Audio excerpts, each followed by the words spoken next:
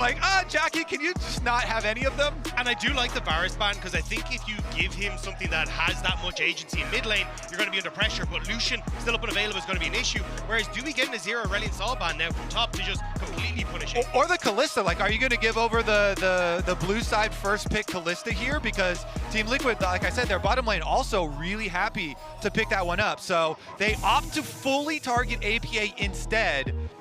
Now it's probably going to be the Kalista. And I got to say, we talked about this before the series, right? I didn't think this was the approach that they're going to take, but they have opted to triple ban the 3 champions that APA is known for. They can't take away his ability to all chat. I expect an Azir now because you banned away the Aurelion Sol, and that is APA's best answer into an Azir. And Creme's Azir was quite good. Yeah, and I think you take the Lucian as well, take the Azir. You set yourself up. It's kind of been the Ahri Azir game for Creme over the course of playoffs specifically, so I think you're going to be relatively happy, but they're actually just going to lock in the bottom lane. So maybe they are saying, hey, look, Creme, when you think back to what has been his traditional champion pool, looking back to OMG, it was a lot of these assassins, the Akalis, the Solaces, these kind of things. Maybe they say, look, you take the Azir, we could just go the Akali on the opposite side, and Creme feels way more comfortable on these picks, especially when he didn't have the best performances against the Fnatic the other day. Certainly the case, and I think that's a big question for Creme, not just in the context of this series, but in the context of the tournament, is what is his champion pool going to look like? We got some indication, but that is going to be the Tristana locked in. Mid lane is the assumption. I think 100%. If you're locking that in with Kalista, I don't think we're going to see the solo lane Kalistas, but there have been days. No, but it's definitely going to be APA. So you expect like the AP jungle to come out with it before the bans come in. If you get a Tristana and you don't get like Maokai with it, it can become rough. Is it an Ashe though? Do you just go, hey, look, we want to try and hyper go in onto the bottom side, but no, they're actually going to take the Maokai. But I think there is still options here for you to go for an Ashe and just say, hey, if we want to go for these aggressive 2v2s, we end up winning out level 1 to 3, we can get a ton of control there, get a quick back in, and try and just fight JackeyLove and Meiko at their own game.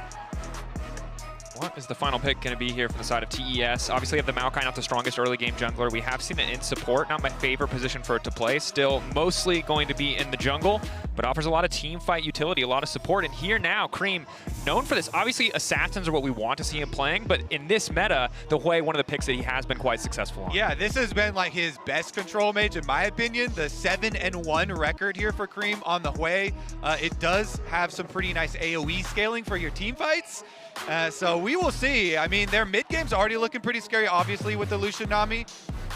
Yeah, I think for the Hwei, though, I want a champion that has setup for her. So I wouldn't be surprised to see them try and prioritize something like a Vi that has snuck its way through this entire draft, be banned away here by Team Liquid to make sure that 1, Tian doesn't have something that's a bit more comfortable for him, but 2, gives that setup for the Hwei, because with the Nautilus and a Vi gone, the guaranteed point-and-click setup that Hwei likes for these long-range QWs is kind of taken off the board.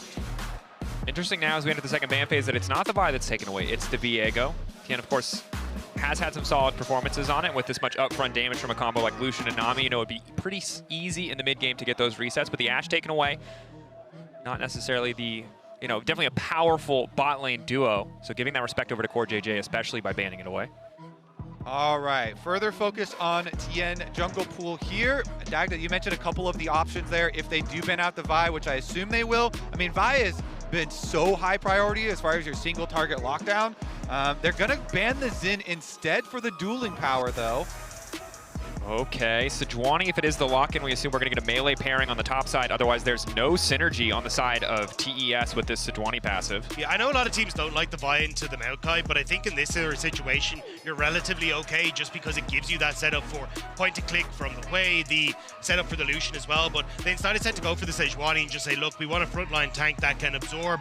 The ultimate's going to come through from the Maokai. You've got a lot of damage dealers that can follow up very quickly on TL's side. And it feels like TL, they're just setting up wonderfully for this big team fighting composition that can spike so well off of 1 to 2 items with the champions that they picked up. All right, the swap away from the Rel into the Renata here to give them a little bit of counter-engage possibilities as well.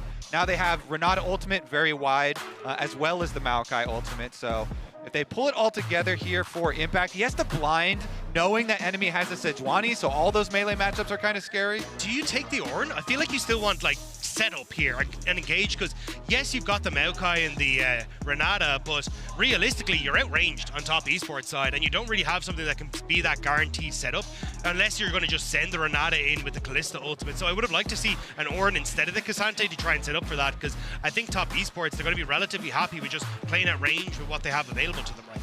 think the concern is if they do lock in something on the top side of Melee Champion, that combo, of course, notoriously lethal.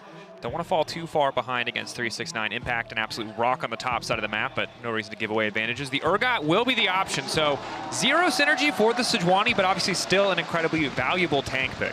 Also one of the picks that 369 brought out at the forefront in the playoffs to try and answer to the Rek'Sai, and now we're starting to see it creep up more and more. So definitely a comfort pick for him, and now we're going to see it go up against Impact. So it feels like at least you got lanes that are going to be looking to push in, try and get advantages for top esports, and then look to set up on objectives ahead of TL so they can use that range advantage. And Urgot both has nice scaling, and the matchup into the Ksante has gotten better and better with the Ksante nerfs that have come and the Urgot buffs that have come. So feels pretty confident there. All right, our first day of the group stage. Are you fellas ready? This is an exciting one. I'm ready. Is your heart ready, Kobe? That's my question. There's a lot at stake here for North America. We haven't seen Team Liquid play in over a month because it's been so long since the finals. So definitely excited to see what they look like. Of course, they went over to Korea for a boot camp first before coming here to Chengdu for MSI as well. So a lot of preparation has gone into this. And they do have the extra footage of the early top esports games that they played versus Fnatic. We'll see what they can do with it. We'll have to keep track. Top esports, the more variable of the two LPL representatives. We've seen high highs, we've seen low lows, dropping a game to Fnatic, of course, in the play-in stage a bit unexpectedly. See what level they're going to bring out today. But I think bot lane is going to be the story today, assuming we get standard lanes. We'll keep an eye on the potential lane swaps coming in. We're ready now to get into the game. First game of the series, Top Esports versus Team Liquid Honda. And it feels tense, boys. Correct me if I'm wrong, but I'm nervous. Oh, is that what you're feeling? I feel nervous, and neither of my regions are playing, Kobe. A little bit of tension never hurt anyone. Let's get into it. That man is gyroing for the people so they can gyro into Top Esports. Respect to that. Love to see that level of fandom, that passion. The same guy from MSI as well last year. He's not messing around. All right. Already getting some info super early on into this game. Seeing the Ksante on top side. And here comes the lane swap. They rotate up. Now, one of the reasons that you do this a lot of times with Lucian Nami is to get him a couple of early levels without having to, feel the brunt of the level 1, level 2 Renata Kalista lane. Also, as we've seen highlighted already over the tournament, the Urgot does do quite well in the lane swaps, has pretty good scaling. I do think, though, that's why we'll start to see people hide more and more as we start to progress through the tournament, because giving away, Impact is on the top side, lets you then swap in and lets you know exactly who you're going to be matching into. So JackeyLove and Meiko make that swap and make sure it's okay. Of course, though, in our featured matchup presented by Mercedes-Benz, the story of supports. Sadly, not going to be going face-to-face in lane for now, however. It also is going to be same side jungling. So that's another little variation here. We didn't get the jungle invade to take over on the other side. And as you can see, 369, the Urgot splash damage, those shotgun knees really helping out with the clear here for Tian. So 369 slingshotting Tian ahead in the jungle clear. Meanwhile, Impact was up there, and you can see the small purple bar under his icon. He got half of a level of experience, though it does mean Umti is going to be significantly behind on the jungle clear, a little bit slower here, about 1 camp's worth of speed. Yeah, and it does mean that if there was any dive available, you would have Tian there first, but obviously with Ksante now moving down towards the bottom side, there's not going to be a huge amount available, but I'm curious to see exactly how they want to try and set this up, because at least when you look at 369 and Tian, they can immediately join for some sort of top push as a 4-man unit, or if you look, it's going to be Ksante, he's going to be a little bit, moving in now to match up with his own bot lane. Pressure on the top side, though. 3 members, 369 finally going to show his face. Obviously behind an XP, but did accelerate Tian's early jungle clear. Part of the reason that he now has that level advantage. No extra resistances on the bottom side plate, so expect those to be torn through pretty quickly by the side of TL. And honestly, it's not really gonna end up mattering for Umti unless this Sejuani gets some crazy, insane gank and blows the flash of APA off. Oh, he jumped in! Going forward, Creme, another jump back. They get the full stacks in the bomb, so could just jump right back out. As I'm saying it, I'm like, unless something crazy happens, like Tristana's gonna be real safe, right? But jumps in, does get chunked out. Meiko stops his back. So Umti actually is gonna get met on that bottom side Scuttle Crab. He's got his bottom lane though, so Tian with the steal here steals away bottom Scuttle Crab from the opposite side of the map. The thing is, though, as soon as they see Umti on the bottom side, Tian on the bottom side, they TP impact the top side because they're like, wait a second, I can't get dove. You're going to see 369 is up there as well. So it is going to be that lane swap that we saw from FlyQuest, which is get past the first couple of levels and then just try and meet the duo lane in that bottom side afterwards. That is so illegal, though. Tian here just yoinks away bottom Scuttle Crab with the lane swap side on the other side because he got accelerated by 369 and got the gank through mid lane. So he'll be up the extra Scuttle Crab advantage. It's not the biggest of advantages, but in lane swaps, we got to also, you know, we talked about we want to see what level Tian's coming in at. I don't think a single crab defines it, but the confidence is what we like to see. Creme, nice fear to disengage alongside the movement speed stereo, just to back up from APA, but APA trying to keep that pressure. And keep in mind, it was a reset from Yeon to buy a little bit of early itemization, just the boots alongside the Bam Scepter. Does opt to go back to bottom lane, opting into the 2v2. Yeah, and I like this one, rematching up here. They do have the turret plate extra gold that they got because it's easier to take the turret plates on bottom side. So a little bit of the tiny advantage. Also the fact that they did on a timer that sets them up now to crash several waves in that bot Terror right as Dragon spawns. Tian is already on the bottom side of the map, so you can see Tian going to start up Dragon right as this wave pushes in, and you can try and crash in mid. So curious to see what the response is now from Umti, as he may be hovering mid here. Yeah, hovering mid as the duo goes up to help with that Dragon that you're talking about. Meanwhile, the bottom lane for TL should catch those CS up right at their tower and feel pretty good about it. They're coming over to check here for Umti, so it looks like TS gonna get the objective advantage without only the Raptors being taken away from Umti before he came on down to check. See if CoreJJ and Yeon can use this opportunity to get a bit more control on the bottom side. Slow stacking away, but looks like maybe they want to make a play down here. I think it's a little bit awkward as well where Umti started on the map, that all of his bottom side camps are spawning, so he wants to be down here after the Dragon has been taken. Because one of the things you could do is try and trade on the map and go, hey, I'm going to set up a ton of vision on that top side. We can actually play for Void Grubs instead, see if we can make something happen there. But because he kind of needs to feed into this bottom side, especially with 369 guards. Ward is gone. The ward is gone. Umti's there. Good timing. Handshake goes a little bit wide here. Yeon now going to start to step forward. They're going to think something's awry. Flash forward. Yeon, full confidence here. Wants to keep this going. Umti right around the corner. JackeyLove might just be in trouble. Twisted advance not going to come out, and JackeyLove firing back. Overall, slightly positive. They do have to give up the heal on the side of TES, but it's trade for Yeon's flash. Yeah, it was a really good defensive bubble there from Meiko. Meiko's bubble stops CoreJJ, and then Yeon decides to flash it, thinking that they can have the offensive power to really put the pressure, but ends up losing out anyway. 369 started to win on these trades. The shotgun knees infuriating to play against as the Ksante. And I think if you'd hard won that bot side, there's an opportunity for you to shove in and reset to move up towards these Void Grubs and try and contest. But because Umti had to stick around with Yeon being so low, they actually can't contest on top side now. So both objectives gone, and Umti's opportunity to make for the play on boss isn't happening. But he will need to move top, I think, to help out Impact, just to make sure he doesn't fall prey to any sort of pressure here from top esports. Top esports with some pretty nice advantages for themselves as Tian finishes up on the Void Grubs here. They have the objective advantage, and because they're bottom lane, as he finishes it up, 600, okay. As their bottom lane was so calm in that pressure, here's the 2v2 possibility. Bit of an awkward 2v2. Sejuani with the level 6, Impact with the level 6, split level differences, but Impact has ultimate crucially. Can now pull 369 back. CoreJJ get head up by the Sejuani ultimate, that there's no immediate follow-up. 369 now in trouble to pull back. Clean thus far. Excellent handshake from CoreJJ. TL with first blood. And TL needed to make that happen. They dropped away the bot side to try and get Yeon and CoreJJ up to this top end. So if they couldn't get Void Grubs and they couldn't get that play, it would have been a disaster. But picking up that kill, gifting it across the Impact is such a massive win for TL. Overall, a bit of a tricky early game, but the kill gives a little bit of hope back. Obviously, TES still with the 2 objectives, 3 grubs to their name, as well as the Drake. The kill, the extra gold, might allow Impact to make a few more plays here in the top lane. JackeyLove and Meiko have reset to the top side of the map. Level advantage, body block coming in from CoreJJ, but they're just being shepherded into their own demise. No flash for Yeon. Reset coming in. Can they get the kill? It's just not enough damage to JackeyLove.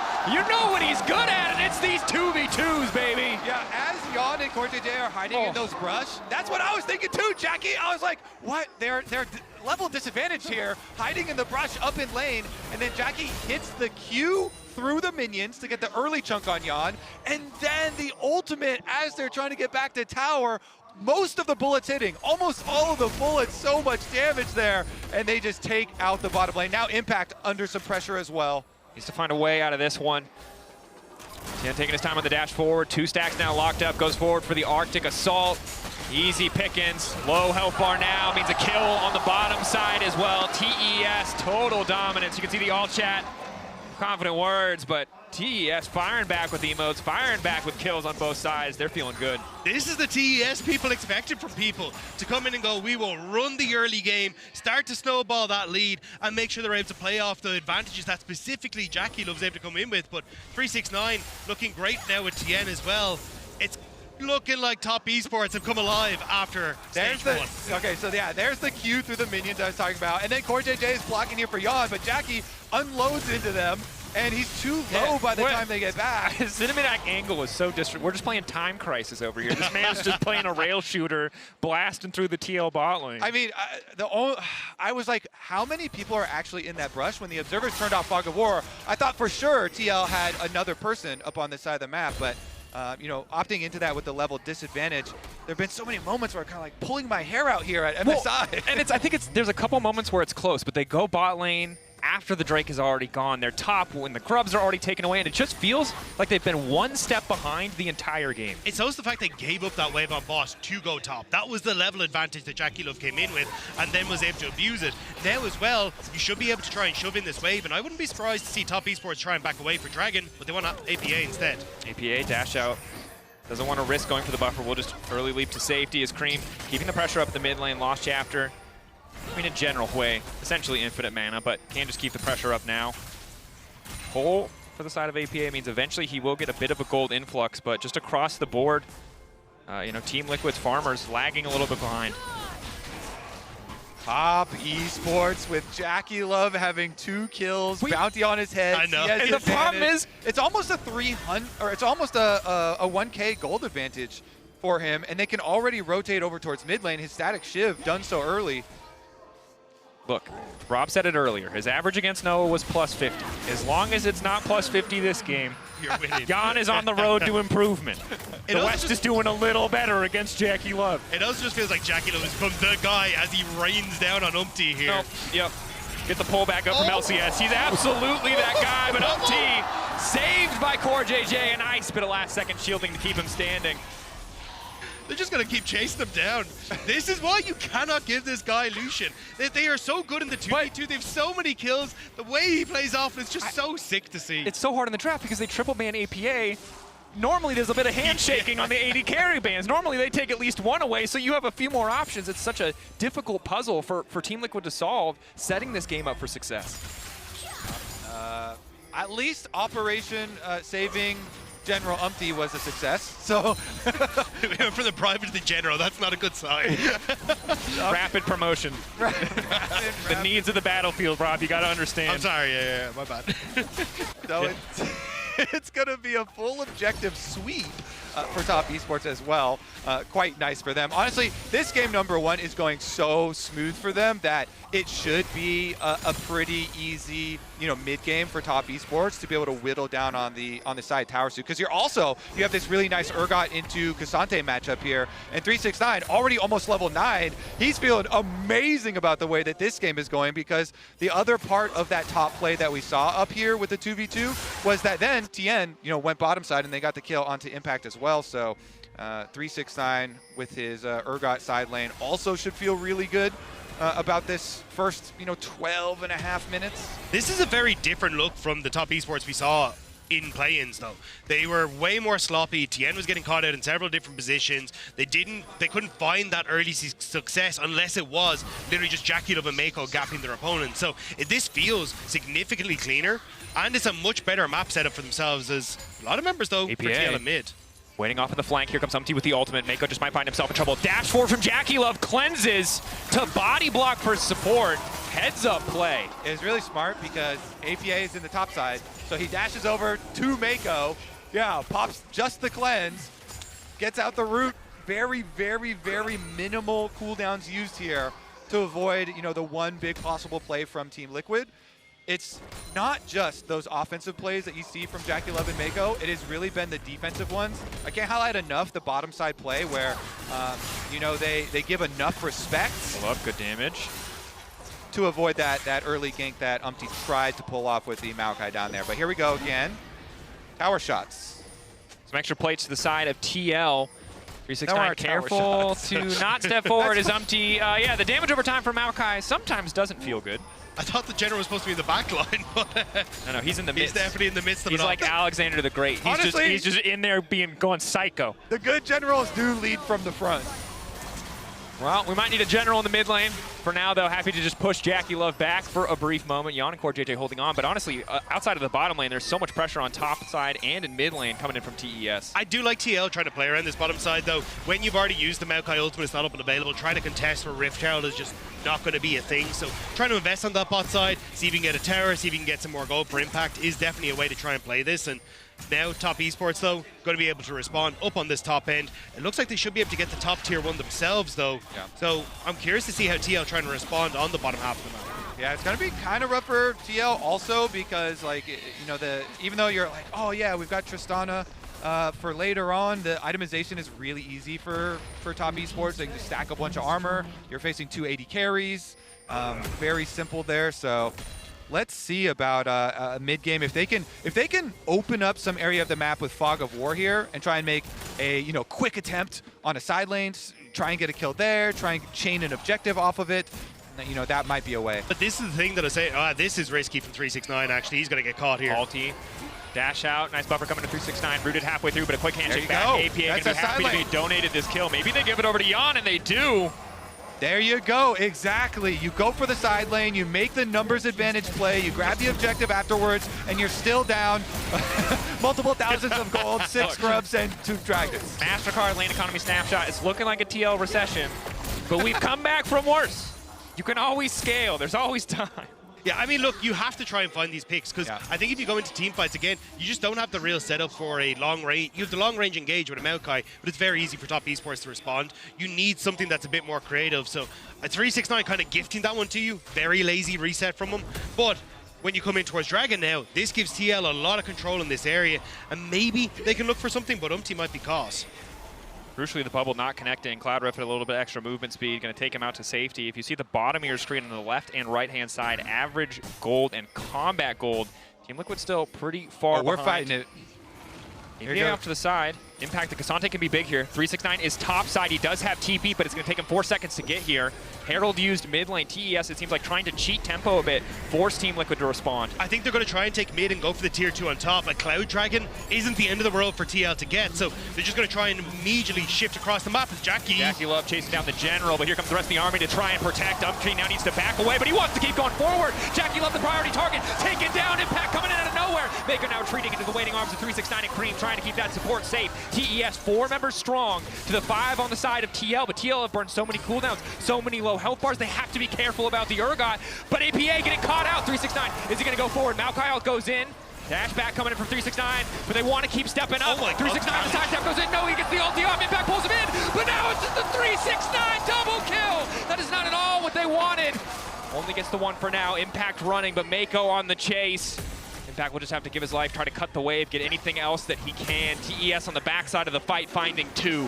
It started off so well for Team Liquid, and I was about to say top esports is struggling against Renatas. Seems to be a theme that's coming through, but unfortunately for them, just the outplay in the moment from top esports in the 4v5 was just too clean. Yeah, still having Creme up there on the Hwei. Big AoE damage came through from him. And then as they're charging through it, they're softened up for the Urgot here.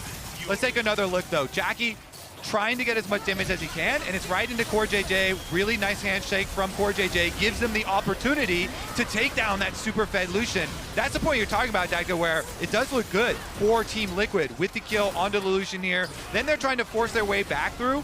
And the bubble hitting from Meiko is the start of it all. Maokai ultimate comes out, and they want to focus the closest target, but Hwei combo onto most of the team. And then Urgot, even though you got ulted away, he's already got the ultimate execution there and chased down the other one. And you can see here, you highlighted it so beautifully, Kobe, and now teamfight damage showing it as well. Creme just free to do whatever he wants. There's so much focus on JackeyLove. The Hwei is just going through rotation after rotation of ability and might be able to do so again. His impact has been caught out. Unstoppable for a brief moment. Spiraling Despair. Not going to have much effect, not low enough for the Severing Bolt to finish, so TL will walk away, but with some blinking health bars. Yeah, top Esports are just trying to bully their way in here. They can see JackeyLove's in mid, so it is going to be him isolated from the team, and that's why TL are cooking.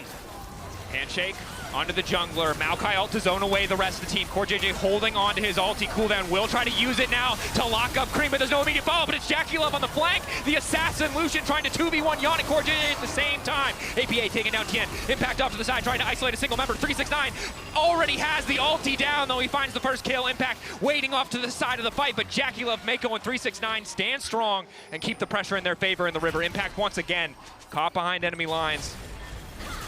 Tries to get a bit more damage down, all out about to fade away. He's not gonna be able to get over those walls. He will just drop an extended death to be certain, a delayed respawn timer, and Creme gonna grab the kill. They're getting scrappy with it. TL, they are definitely known for just trying to fight their way out of a lot of these situations. Even if you have a bad early game, you know, you got to keep making those looks. And they're trying to separate the fight, you know, to open up some isolated members there. But top, too good.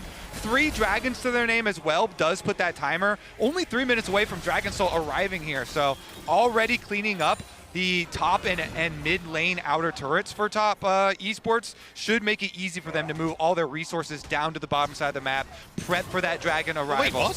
Whoa, we're gonna rush into Baron here. It's desperation, but it's on vision. They're gonna back off. They see the ward. They know that they've been spotted out. They can't really afford to stick around. They'll take too much damage.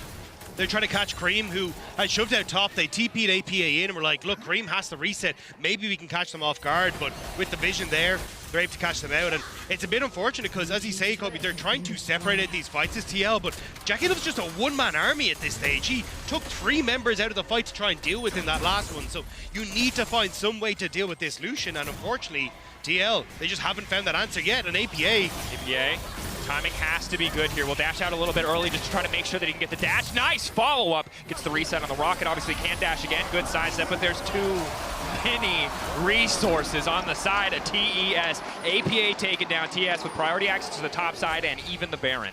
They could immediately turn back over to a oh my god, the damage! That is the power of Lucian. Pull back from Yeon is good. Fate's called to keep CoreJJ safe, but he'll need to get the hell out. You can say that again. They need to get out of their own jungle now. Baron is up, but top Esports, they can easily just push and get some secondary towers here. You see Creme already taking care of top side secondary, and the rest of the team going to push on mid. TP needed to try and protect on that top side, so at least they'll be able to hold on to that. I think they should be back out onto the map to protect this one as well. Umti goes in, trying to clear the wave. Good bit of damage, has to flash out to make sure the follow-up CC from the permafrost on Tian does not connect. But they're not going to start the Baron, at least. TL will clear the wave. They are still quite far behind, but we'll get another chance to find a fight in their favor.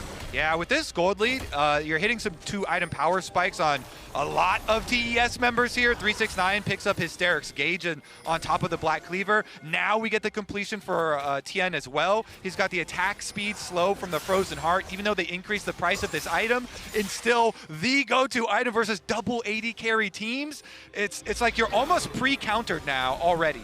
At least the saving grace is that Yeon has picked up 2 items. He's actually managed to get a ton of gold outside of the laning phase, so potentially you could try and lean on this Kalista, but it is a long shot with, again, the range that top Esport has. And I think the struggle very often with double AD carry compositions is that if you fall behind, you have multiple champions who really need 2 or 3 items to reliably have that sustained damage output, because if you burn all your cooldowns to kill JackeyLove, you're not really going to have enough left in the tank to kill Creme, to kill 369, who are also incredibly terrifying at this point in the game. 2.4k gold lead for 369. He's not even here. They don't even need him. Umti now trying to dash out to safety. Heads up play to use the minion, but the calling is there. The bailout will not save him. Creme on a killing spree. TES, so much pressure in the mid lane.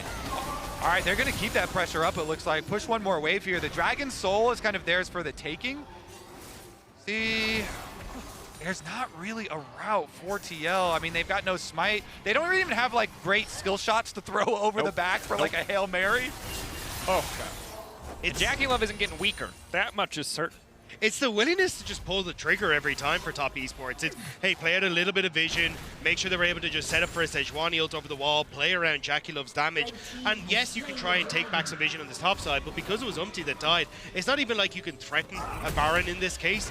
You just lose out on soul, and then top esports get to come back out on the map, rinse and repeat, and try and finally take down these tier 2 towers.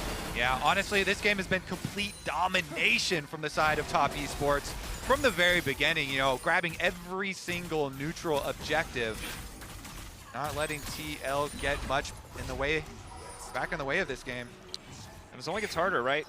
The Cloud Soul, when you have the Lucian with this culling that has single-handedly been doing so much work for the team overall. Meiko almost finding a lot of these individual picks, that individual movement speed buff going to be big. And now the Lord Dominix too, just to make sure that Impact and Umti are not too tanky in the fights to come. Yeah, I want to put a lot of praise onto Creme as well, you know, for the Hwei that he did pick up. 7-1 is his all-time record currently on it. He's looking to improve on that now as well with the Hwei, and they have a pretty easy time of trying to set up their Baron vision here. Looks like, I mean, you'd rather have Tian go in here head first. There you go. As long as you have the Sejuani here face checking. Purely stacked up armor here. We already mentioned the Frozen Heart attack speed aura as well. So they can kind of face check at ease. TL gonna yoink away their blue though. You have APA shown on bot side, so top esports are just going to rush the base. They know they have the advantage, and Creme can TP in if needed. Continued pings on the bottom side. APA wants to keep the pressure up, hoping the rest of his team can hold the line here. Not much of a wave for TES to play with. They're going to go Baron. They're going to try and force the TP out from APA. Creme teleported in, but actually no, they're just going to go for top side instead, so maybe just looking to crack open the base instead. This could be a Baron angle if they wanted to. TP response, though. Just to cover. Doesn't look like APA will be able to get the objective. Bounty, 369 now on the bottom side of the map with no TP of his own, and that's the go signal for the side of TL. Ulti only going to connect, though, onto Tian, and JackeyLove now ready to fire back, calling through an entire jungler's health bar in the blink of an eye. Handshake back. CoreJJ slowed up for a brief second, has to force out to splash out, to safety, and now on the bottom side, the 1v1, 369. He's already ulted. Looking to lock up the target, takes his time, reactivating the R, insult to injury. I was about to say TL getting that teleport from 369 was actually great, because you just got 2 TPs out from top esports when you needed to, and then they just kind of killed everyone, so the whole point fell across as Yeon, what are you Round 2! Gone? I don't know if you win Mortal Kombat versus the Urgot. I don't know if this is what you wanted. Yeon, run! CoreJJ! All the spears stacked up. It looks like Anna Joy Taylor at the Mad Max premiere, but it will not work. Go again! Round 3! Scaling the Urgot here. 3. Send in the Maokai. Just get him in. So you can see on the minimap, I thought Yeon was going to wait a little bit because CoreJJ was on the way. He was walking over to him. But here's another look at round 1 with the Urgot. APA on the first jump, trying to get his way to the blast cone. Even with the blast cone there. Have you ever heard of the power of Cloud Soul, my good man? That is a fast Urgot. He is supposed to be. He's gone. That's not the case, and Yeon is dead. Again, 369 took the 2v1 attempt personally. He's here to extract revenge. Pressure in the mid lane. TES gonna break over the base of TL, look to knock down an inhibitor or just play for kills. JackeyLove taking his time with impact. Good handshake back from CoreJJ. Umti trying to buy a bit more space, but it's APA who's been caught out. The CC connecting. Hostile takeover doing absolutely nothing as 369 and Tian just 2v5 the entire team. Now JackeyLove is here and kills are coming in left and right. It started with objectives. It turned into kills. Now it's the whole entire map that TES are dominating. Game 1 belongs to them from start to finish. They have been in control. Team Liquid sent back to the drawing board in this best of 5 as TES claim first blood. This felt personal. Top esports did not want to muck about in this one. Kill after kill, clean from the get-go. Top esports. That was an impressive showing. Clean game there from them. My goodness. I knew it was over when Tian stole that scuttle crab. You call it the mental damage. Incalculable. The scuttle crab yoink from the other side of the lane swap jungle. Honestly, though, from top to bottom, you had 369 Urgot, you had JackeyLove and Meiko smurfing, you had Creme absolutely blasting them with the AoE. In the one fight where TL did kill JackeyLove, Creme picked up the slack. He did 5.5k damage. Yeah. The one fight they kill JackeyLove. It's a terrifying prospect. We'll have to see how TL adapt coming into our second game. For now, let's head on over to the analyst desk to break that one down. Back to the drawing board, and shell-shocked, I can imagine, from the side of Team Liquid, running into an